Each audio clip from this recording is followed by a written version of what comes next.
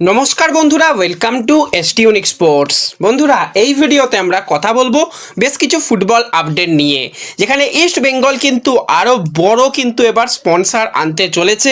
বিদেশি প্লেয়ার স্বদেশি প্লেয়ারদের টার্গেট রাখছে। ইস্ট বেঙ্গলকে নিয়ে বেশ কিছু আপডেট শেয়ার করা, ইন্ডিয়ান ফুটবল নিয়েও বেশ কিছু আপডেট শেয়ার করার রয়েছে এই ভিডিওতে। তাই ভিডিও শুরু করার আগে একটাই রিকোয়েস্ট, চ্যানেলে যারা প্রথমবারের জন্য এসেছো মনে করে চ্যানেলটাকে সাবস্ক্রাইব করে নিও, তাহলে প্রিয় দলের খেলার সমস্ত আপডেট তোমরা এখানে পেয়ে যাবে।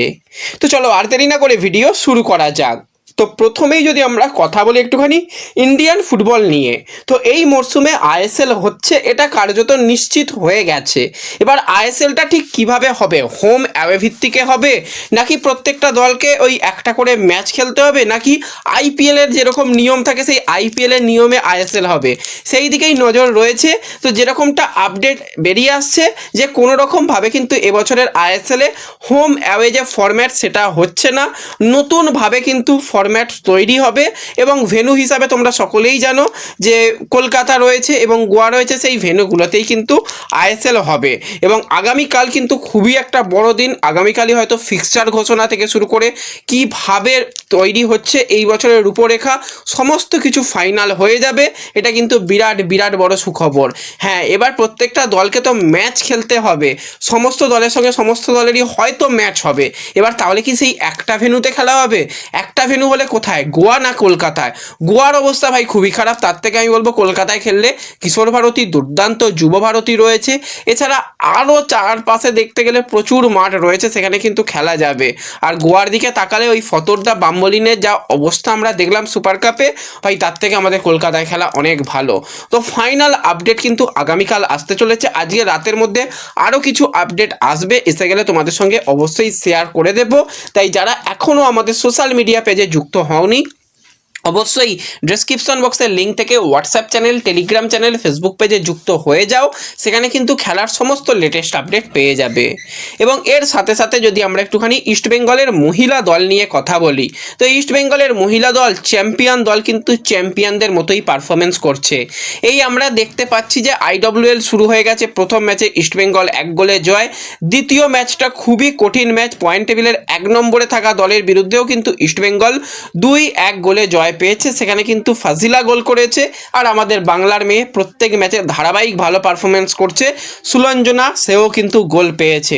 এবং 2-1 গোল একটা ভালো রেজাল্ট কিন্তু ইস্টবেঙ্গল করেছে। এবং অ্যান্ড্রিউস যেটা জানাচ্ছে যে হ্যাঁ, ইস্টবেঙ্গলের মহিলা দল সমর্থন পাচ্ছে শুধুমাত্র সোশ্যাল মিডিয়াতে ইস্টবেঙ্গলের মহিলা দল অনেক শুভকামনা পাচ্ছে, অনেক সাপোর্ট পাচ্ছে, অনেক তাদের নিয়ে কথা হচ্ছে, কিন্তু সেই রকমভাবে মাঠে এখনও পর্যন্ত সমর্থকরা আসছে না। ইস্টবেঙ্গলের পুরুষ দল তো সাফল্য আনবেই, মহিলা দল এত সাফল্য পরেও কেন সমর্থকরা মাঠে আসছে না, সেই নিয়ে কিন্তু অ্যান্ড্রিউস জানিয়েছে যে সকলের উচিত সোশ্যাল মিডিয়া থেকে বেরিয়ে এসে মাঠে সাপোর্ট করা, সোশ্যাল মিডিয়া সাপোর্ট থেকে মাঠের সাপোর্টটা সবথেকে গুরুত্বপূর্ণ। এবং লিগকে ধরে রাখতে গেলে কিন্তু মাঠে এসে সাপোর্ট করতেই হবে। তো যারা যারা পারবে, ইস্টবেঙ্গলের মহিলা দল পারলে মাঠে গিয়ে সাপোর্ট করো। টিম এত ভালো পারফরমেন্স করছে, এর পরেও গোনাগুনতি ওই 10-15 জন মাঠে যায়। একটু যদি কারো সময় থাকে, হ্যাঁ ম্যাচের সময় খুব খারাপ সময়ে ম্যাচ হচ্ছে, যদি কারোর কাছে একটু সময় থাকে, যাও গিয়ে টিমকে সাপোর্ট করো। এত ভালো স্বপ্নের দল ইস্টবেঙ্গল কবে তৈরি করেছিল আমাদের মনে নেই, সিনিয়র দলের ক্ষেত্রে যেভাবে অন্তত মহিলা দল যেভাবে খেলছে, দুর্দান্ত দুর্দান্ত। তো অবশ্যই গিয়ে একটুখানি টিমকে সাপোর্ট করো। এবং এর সাথে সাথে যদি আমরা কথা বলি ইস্টবেঙ্গলের অনূর্ধ্ব-18 দল সোমবার দিন কিন্তু দুপুরবেলা খেলা রয়েছে, ঘরের মাঠে তারা খেলবে। এবার দেখো, এই ম্যাচগুলো তো লাইভ হয় না, মাঠ থেকে গিয়ে যদি কেউ লাইভ করে আমাকে অবশ্যই সোশ্যাল মিডিয়া পেজে, হোয়াটসঅ্যাপ চ্যানেল, ফেসবুক পেজে একটুখানি আমাকে শেয়ার করে দিও, আমি খেলা দেখার ব্যবস্থা করব।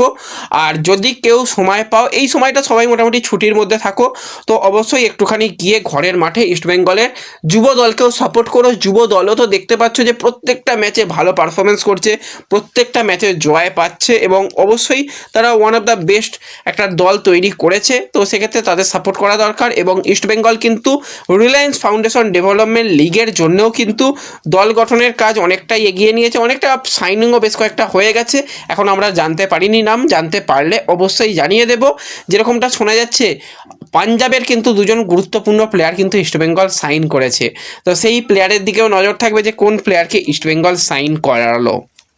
এবং এর সাথে সাথে ইস্ট বেঙ্গলকে নিয়ে যদি কথা বলি, কিছুদিন আগে তোমাদের জানিয়েছিলাম ইস্ট বেঙ্গল একটা কো স্পন্সার পেয়েছে।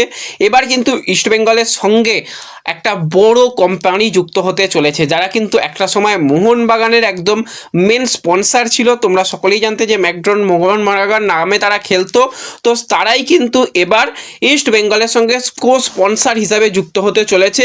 কথাবার্তা অ্যাডভান্স লেভেলে হয়তো চুক্তি হয়েও গেছে, যদিও আমার কাছে অফিসিয়াল চুক্তি হয়ে গেছে বলে খবর আসেনি। চুক্তি প্রায় সম্পন্নই তোমরা ধরতে পারো।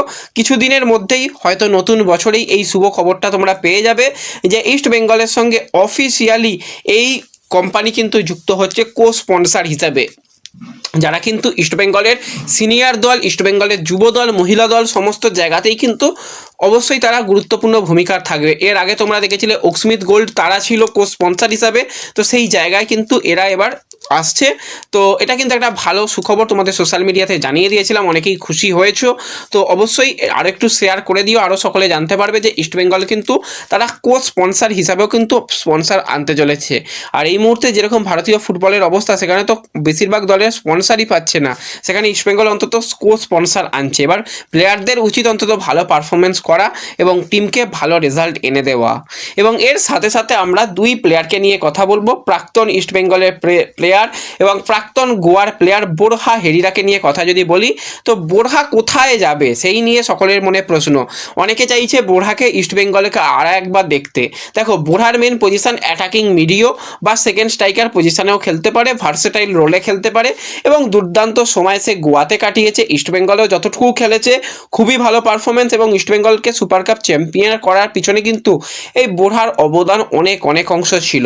এবার দেখো, বোরহা সে নিজে চাইছে ইন্ডিয়ার বাইরে খেলতে, সে কিন্তু ইন্দোনেশিয়াতে যেতে চাইছে এবং সেখানে একটা দলের সঙ্গে চুক্তি প্রায় সম্পন্ন হয়ে গেছে। উইন্টার ট্রান্সফার উইন্ডো ওপেন হলেই কিন্তু তার নাম অফিসিয়ালি সেই ক্লাবের তরফ থেকে জানানো হবে, সেরকমটাই খবর বেরিয়ে আসছে। ইস্টবেঙ্গল সমর্থকরা তাকে চাইছিল যে সেই ইস্টবেঙ্গলে কামব্যাক করুক। দেখো, মিগুয়েল যে পজিশনে রয়েছে সেখানে আর প্লেয়ার নেওয়ার কোনো জায়গা নেই, আর বোরহার নিজেও আর ইন্ডিয়াতে নয়, সে একটু বিদেশে খেলতে যেতে চাইছে।